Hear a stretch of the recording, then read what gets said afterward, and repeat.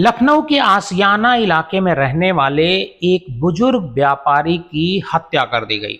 हत्या उसके घर में रहने वाले किराएदारों ने की। किराएदार दो भाइयों ने किराए के विवाद में अपने मकान मालिक को मौत के घाट उतार दिया। किराएदार दोनों भाइयों के पिता ने जब अपने घर में मकान मालिक को एक सोफे पर चुपचाप बैठा हुआ देखा तो उन्होंने अपने बेटों से सवाल किया कि इनको क्या हो गया है। दोनों बच्चों ने कहा कि इनको गाड़ी पर बिठा दीजिए और इनकी तबीयत ठीक नहीं है।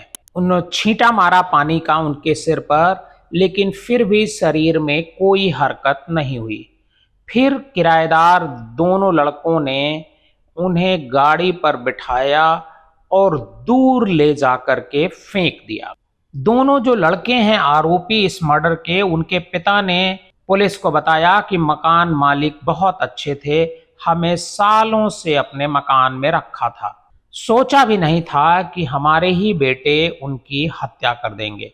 माँ भी कुछ यही बयान दे रही है। माँ कहती हैं कि मेरे बेटों को सख्त सजा मिलनी चाहिए। पुलिस जब मौके पर पहुंचती है तो बहुत सारी जानकारियां चौंकाने वाली प्रकाश में आती हैं। दरअसल आसियाना निवासी कॉस्मेटिक व्यापारी वीरेंद्र नरूला, जिनकी उम्र 70 साल की हो गई है, उनकी हत्या उनके ही किराएदारों दो लड़कों ने कर दी। आरोपी जो हैं दो लड़के हैं, उनके पिता हरिवंश ने पुलिस को बताया कि 11 अगस्त को दोपहर जब वह घर लौटे तो बाबूजी यानी वीरेंद्र नरूला, दरअसल वीरेंद्र नरूला को जो हरिवंश हैं वो बाबूजी कहा करते थे, वीरेंद्र नरूला सोफे पर बैठे थे। देखने से लग रहा था कि वह सो रहे हैं। घर पर दोनों बेटे सुखविंदर, विक्की और अजीत उर्फ टीटू मौजूद थे। उन्होंने कहा कि वह मकान मालिक किराया लेने आए थे, तबीयत खराब हो गई तो आराम कर रहे हैं। हरिवंश ने पुलिस को बताया कि मुझे लगा आराम कर रहे हैं, ऐसे में उन्हें जगाना ठीक नहीं है। रात 9:30 बजे के करीब जब फिर हरिवंश काम से वापस लौटे तो उन्होंने देखा कि अभी भी वो सोफे पर बैठे बैठे सो रहे हैं। इस बार फिर उन्होंने अपने दोनों बेटों से पूछा तो बेटों ने बताया कि वह घर जाने के लिए उठ खड़े हुए तो लड़खड़ा कर गिर गए और सिर पर चोट है, डॉक्टर को दिखाने के लिए ले जा रहे हैं। हरिवंश कहते हैं कि दोनों बेटों ने मुझसे कहा कि उन्हें गाड़ी पर बिठा दीजिए। इसके बाद हमने उनको बेहोश समझकर टीटू और विक्की के बीच में गाड़ी में बिठाकर भेज दिया। अगले दिन पुलिस के आने पर जानकारी हुई कि बाबूजी की दोनों बेटों ने किराएदारी के विवाद में हत्या कर शव को गोसाईगंज नहर में फेंक दिया है। पुलिस बेटों के साथ हमको भी थाने ले गई, जहां रात भर रखने के बाद छोड़ दिया। हरिवंश कहते हैं कि उनके घर का 3 महीने का 3,000 रुपए के हिसाब से 12,000 रुपए किराया बकाया था। 2,000 रुपए एक बार और किराए के नहीं दिए थे। कुछ 14,000 बकाया लेने को लेकर नरूला का हमारे बेटों के साथ विवाद हुआ। उधर बेटों ने पुलिस को बताया कि रविवार दोपहर वीरेंद्र एक युवक के साथ किराया का पैसा मांगने के लिए उनके घर आए। उन्होंने कहा कि यदि समय से किराया नहीं दोगे तो घर को बेच दूंगा। उसके बाद उसी युवक के साथ वह वापस लौट गए। कुछ देर बाद वह अकेले आए और दोबारा पैसा तुरंत देने की बात कही। इसे लेकर हरिवंश के दोनों बेटों और वीरेंद्र नरूला के बीच कहासुनी हो गई। इस दौरान इन दोनों बेटों ने वीरेंद्र नरूला का गर्दन पकड़कर धक्का दे दिया। हरिवंश के दोनों बच्चों ने बताया कि इससे मकान मालिक का सिर चैनल के कुंडे में लगकर फट गया और वह बेहोश होकर सोफे पर गिर गए। दोनों लड़कों ने उन्हें बेहोश समझकर पहले पानी डालकर होश में लाने की कोशिश की। शरीर में कोई हरकत न होने पर खून को साफ करके शव को ठिकाने लगाने की योजना बनाई। किसी को शक न हो इसलिए रात में बाइक पर बिठाकर उन्हें ले गए, जिससे लोगों को लगे कि किसी बीमार को वह अस्पताल ले जा रहे हैं। पुलिस से बचने के लिए गलियों से होते हुए दोनों गोसाईगंज इंदिरा नहर तक उन्हें ले गए और उनका शव नहर में फेंक दिया। आरोपी भाइयों की मां बलजीत कौर ने पुलिस को बताया कि हम तो यही कहते हैं कि इन लोगों ने ऐसा किया है, सजा तो मिलेगी ही।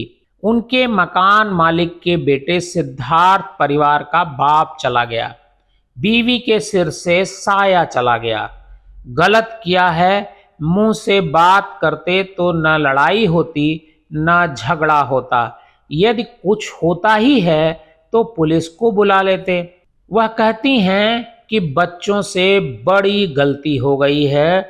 बलजीत कौर का कहना है कि जबकि हम लोगों का मकान मालिक से बहुत अच्छा रिश्ता था, 14 साल से हम यहाँ रह रहे हैं और कभी कोई विवाद नहीं हुआ, लेकिन इस घटना ने दोनों परिवार को न भूलने वाला जख्म दे दिया।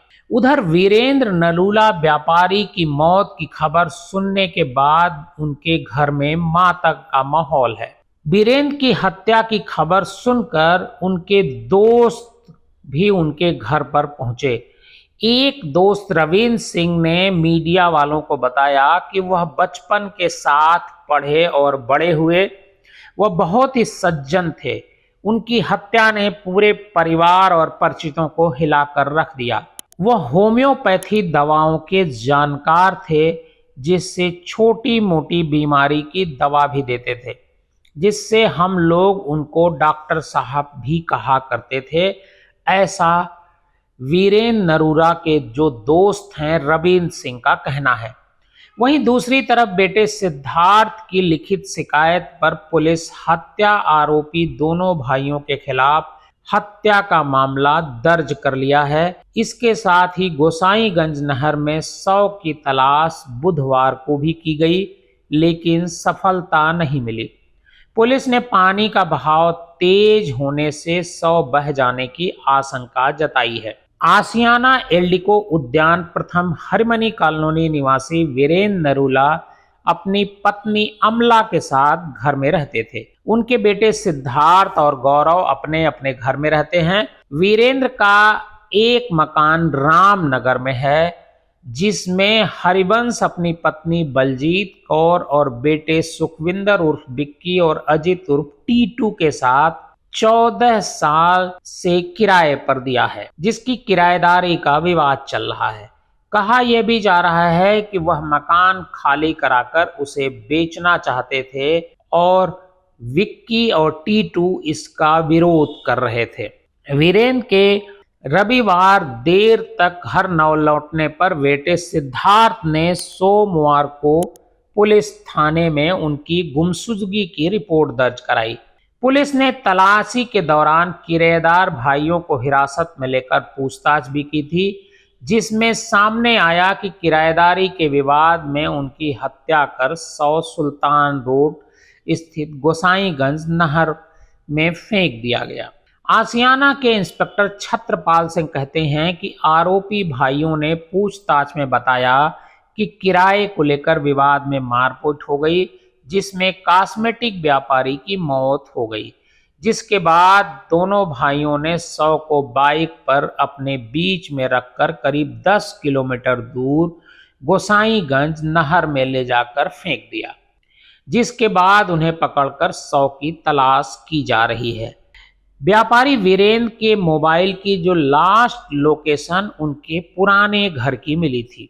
जांच के दौरान यह भी बात सामने आई कि वीरेंद्र के पुराने घर के पास लगे कैमरों में एक युवक के साथ वह घर जाते दिखते हैं, साथ ही दोनों बाहर जाते भी दिखते हैं, जिसके बाद वीरेंद्र दोबारा भी घर की ओर जाते दिखे, लेकिन लौटे हुए नहीं दिखे, जिसके बाद पुलिस ने किराएदारों से हिरासत में लेकर सख्ती से पूछताछ की और तब उन्होंने हत्या की बात कबूल की।